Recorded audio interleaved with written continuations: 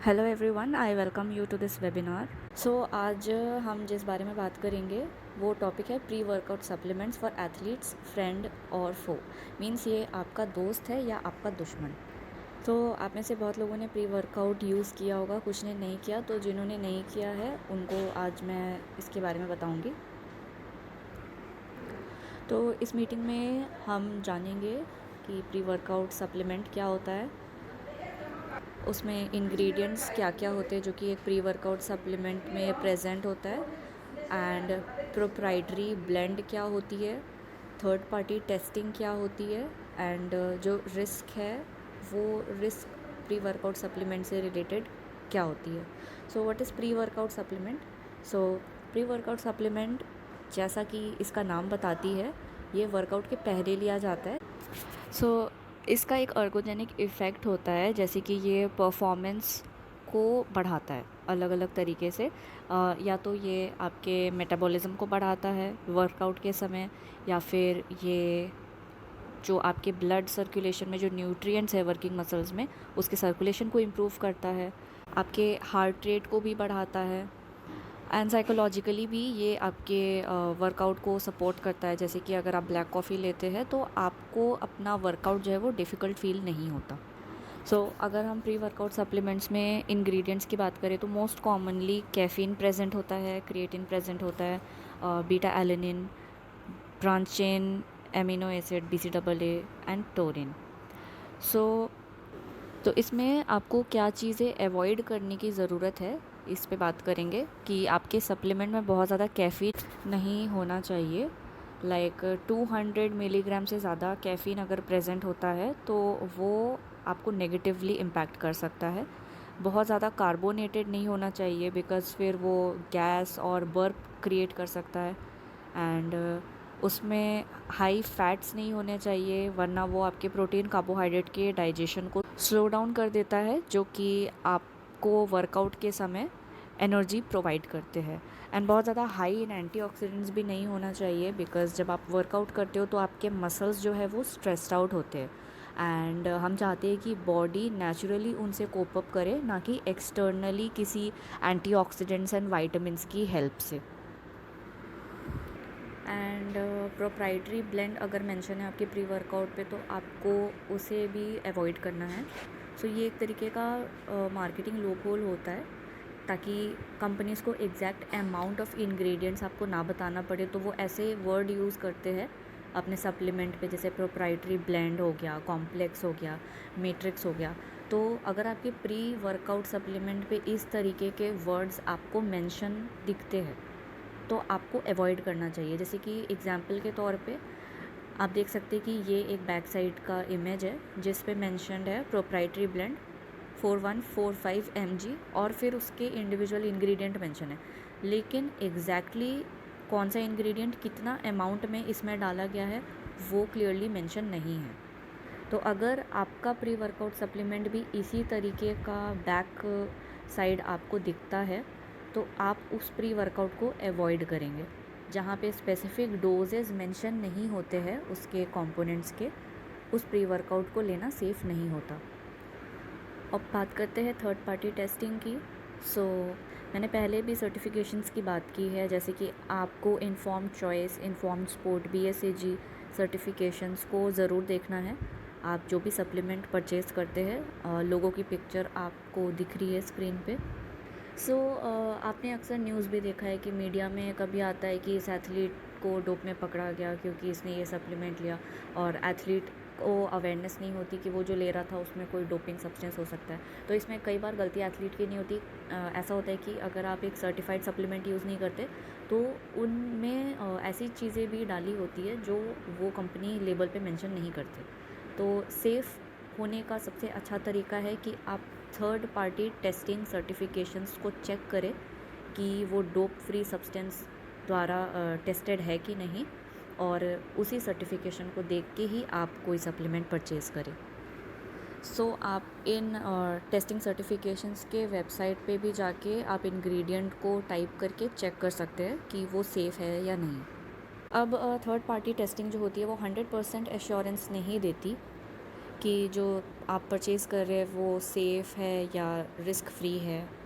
But yes, आप थोड़ा ज़्यादा कॉन्फिडेंस से यूज़ कर सकते हैं अगर आप third party tested supplement use करते हैं तो, एज़ कम्पेयर टू वो सप्लीमेंट जो कि थर्ड पार्टी टेस्टेड नहीं होते, सर्टिफाइड नहीं होते हैं।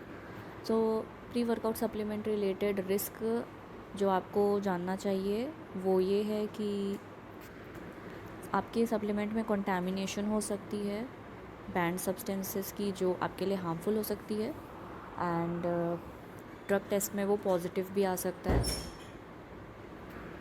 और इसका रीज़न ये होता है कि कई बार supplement company large manufacturing facility use करते हैं जो बहुत सारे कंपनीज़ भी यूज़ करते हैं, एंड क्रॉस कंटामिनेशन हो सकती है।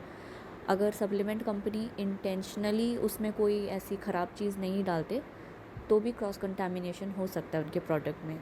दूसरा रिस्क होता है टू मच कैफ़ीन का, जैसे बहुत सारे प्री वर्कआउट में 200, 300 या उससे भी ज़्यादा मिलीग्राम्स होता है कैफ़ीन का, तो आपको केयरफुल रहना पड़ता है जब आप उसको यूज़ करते हैं कि स्कूप साइज़ और सर्विंग साइज़ क्या है, क्योंकि अगर आप एक दिन में 2 से 4 स्कूप अगर ले लेते हैं तो आपके शरीर में जो है वो कैफ़ीन ज़्यादा चला जाएगा और फिर वो आपको नेगेटिवली इफ़ेक्ट करेगा।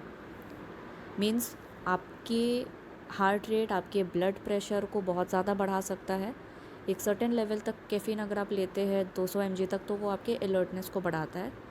इसके अलावा स्टमक अपसेट, वॉमिटिंग, डायरिया ऐसे इश्यूज़ भी हो सकते हैं।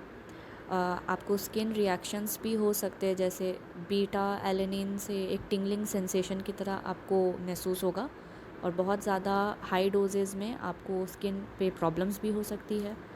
प्लस रिस्क ऑफ हेडेक भी हो सकता है, आपको बहुत ज़्यादा हेडेक महसूस हो सकता है।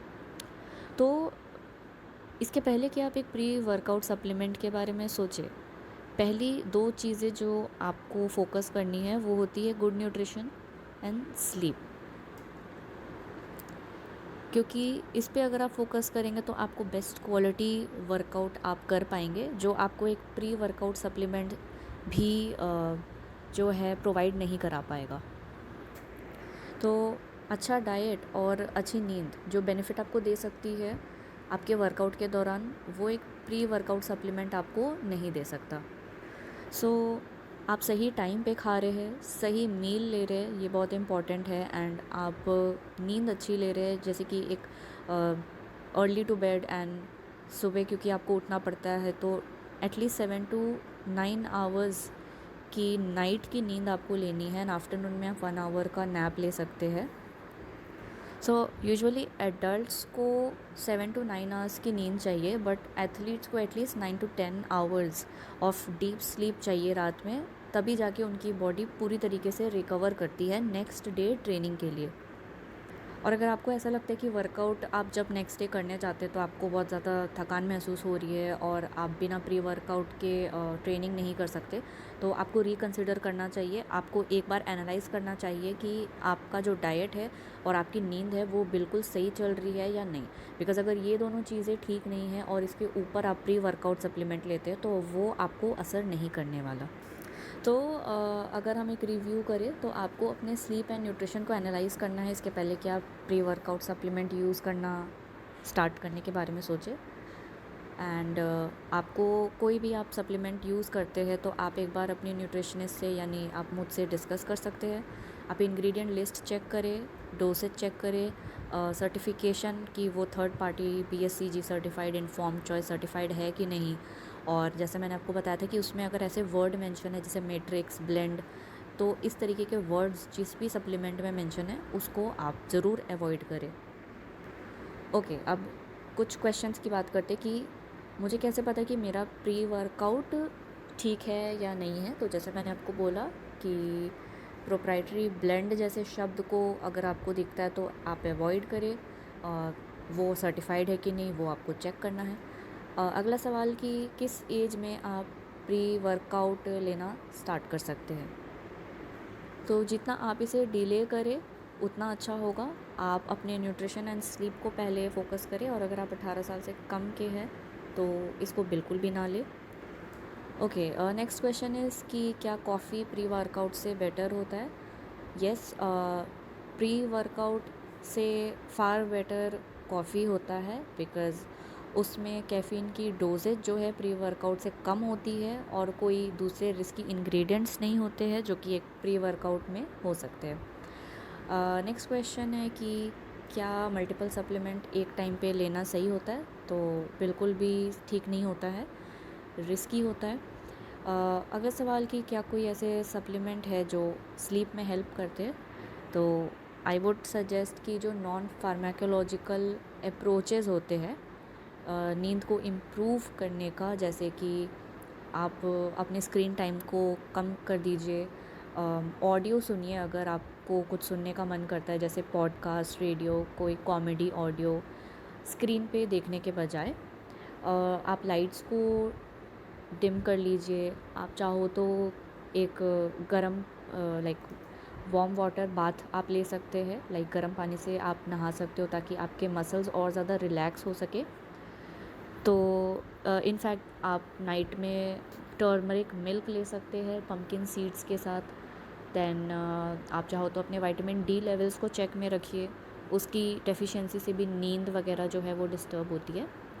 सो इन सारी फैक्टर्स को पहले आप एड्रेस करें, इसके पहले कि आप ये सोचें कि आपको नींद नहीं आती है एंड आप इस चीज़ को करेक्ट करें किसी टैबलेट से, किसी पाउडर से। तो अभी जो मैंने चीज़ें बताई, जो छोटे मोटे चेंजेस आप कर सकते हैं, आप चाहो तो 10-15 मिनट्स गाइडेड मेडिटेशन भी कर सकते हो या फिर स्ट्रेच कर सकते हो जिससे आपके मसल्स रिलैक्स हो। तो ये सारे नॉन फार्माकोलॉजिकल अप्रोचेज़ होते हैं। नॉन फार्माकोलॉजिकल का मतलब होता है कि नॉन फार्मा, नॉन मेडिसिनल, जहाँ पे कोई मेडिसिन, टैबलेट, सप्लीमेंट इन्वॉल्व नहीं होती, और आप ये सारे मेथड्स यूज़ करते हैं अपने नींद को इम्प्रूव करने के लिए। So this is how we conclude this session, and so some supplements work for some people some of the time, and many supplements don't work for anybody any of the time. So this is the thing that I always say कि जो एक supplement होती है वो कुछ लोगों पे कभी कभी काम करती है, और ऐसे बहुत सारे सप्लीमेंट है जो कभी भी किसी के लिए किसी भी वक्त काम नहीं आता है। मीन्स अगर 2 एथलीट है सेम स्पोर्ट्स के हैं, तो हो सकता है कि एक को सप्लीमेंट सूट करता हो और उसके दूसरे पार्टनर को सूट ना करता हो। तो अगर आपकी टीम में बाकी सप्लीमेंट लेते हैं और आपको लगता है कि डाइट से आपका काम अच्छे से चल रहा है, आपकी एनर्जी लेवल्स उतनी ही अच्छी है जितनी किसी और की है जो सप्लीमेंट्स लेता है, तो आपको ये नहीं सोचना चाहिए कि आप कम परफॉर्म करोगे क्योंकि आप सप्लीमेंट नहीं लेते। तो अगर बिना सप्लीमेंट के भी आपको अंदर से लगता है कि आप अपना बेस्ट दे रहे हो, तो आप अपने डाइट, अपने स्लीप पे ही फोकस कीजिए, अपने इनफैक्ट सबसे इम्पॉर्टेंट हाइड्रेशन पे फोकस कीजिए, और कभी अपने आप को कंपेयर मत कीजिए कि दूसरा बंदा सप्लीमेंट ले रहा है तो आपको लेना चाहिए। आपका परफॉर्मेंस कहीं 19-20 हो सकता है अगर आप सप्लीमेंट नहीं लोगे तो ऐसा कुछ नहीं है। बहुत से टॉप लेवल के एथलीट्स हैं जो बिना सप्लीमेंट के आज भी अपना बेस्ट, वर्ल्ड नंबर 1 अपना परफॉर्मेंस अच्छा देते हैं। तो इस तरीके के बहुत सारे एथलीट्स हैं जो बिना सप्लीमेंट के भी अच्छा परफॉर्मेंस करते हैं।